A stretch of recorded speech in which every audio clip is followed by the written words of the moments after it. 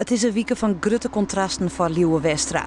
De blijdschap dat er een grote ronde als de Ronde van Spanje rieden mooi wordt het wijnaam als man die Liewe zijn huid versteert. We treffen Liewe Waansdie. Hij is on training voor de Vuelta. Maar zijn gedachten liggen thuis. Ja, ik hiet me heel wat oors vaststellen natuurlijk. De eerste grote ronde van mij. Maar ja, het wordt al hier in wat oors. Ik heb geen huid meer naar Manje. En ja, dat is natuurlijk wel even een hele klap voor mij. Hoe waren gewoon net erin?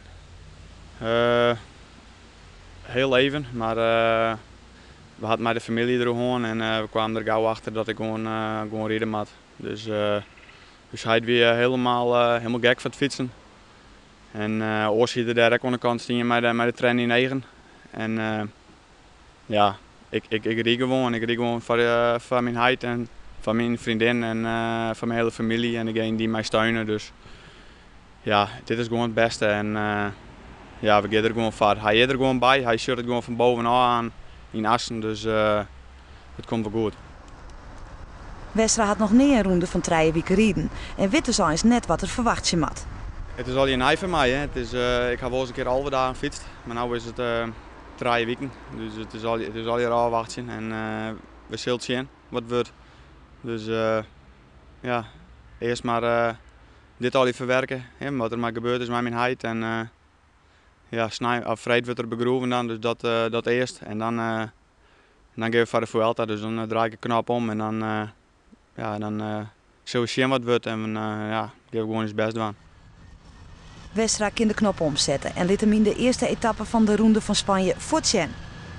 De 26-jarige renner van Vacances Soleil is in het begin van de rit met 5 man voortsprong.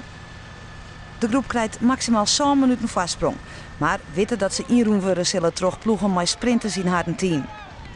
Op het moment dat ze maaivluchters de hopen opjoen hebben, jouwt Liewe nog extra gas. Westra had goede voeten en vol wat litten. Hij houdt lang staan, maar in het jaaiende peloton kan er het net winnen.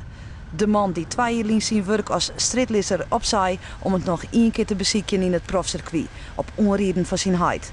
Hij wordt op 10 kilometer in rond terug het peloton, maar zal wel de prijs van meest strijdlustige renner van de dag winnen.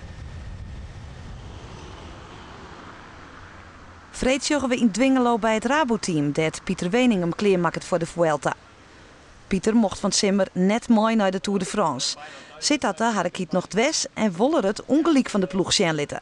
Ja, ik natuurlijk probeer dus gewoon hoeveel minuten te beste doen, maar de Tour, ja, nou, het zit op zich net echt in de achterrol. Het valt op zich een slag daar. Ik bedoel, vooral als ik gewoon naar de wedstrijd en de Tour, dat is al lang voorbij. Ik kijk nog wedstrijd in die periode. En, ja, ik bedoel, het is ook net elke keer dus het zo, dat ze er automatisch om mij doet. Dus ja, wat dat doen gaat, ja, kan het ooit een keer gebeuren. En nou ja, wie dit hier dus had. Dus, maar ja, wie wacht zich gewoon nou en wie probeert hier het beste van de meid zien. De Rabo-ploeg heeft een vreemd seizoen en vol mij kopman Robert Geesink hege eer gooien in het eindklassement. Betekent dit voor Wening dat er hem inhouden moet en net voor eigen succes rieden mooi?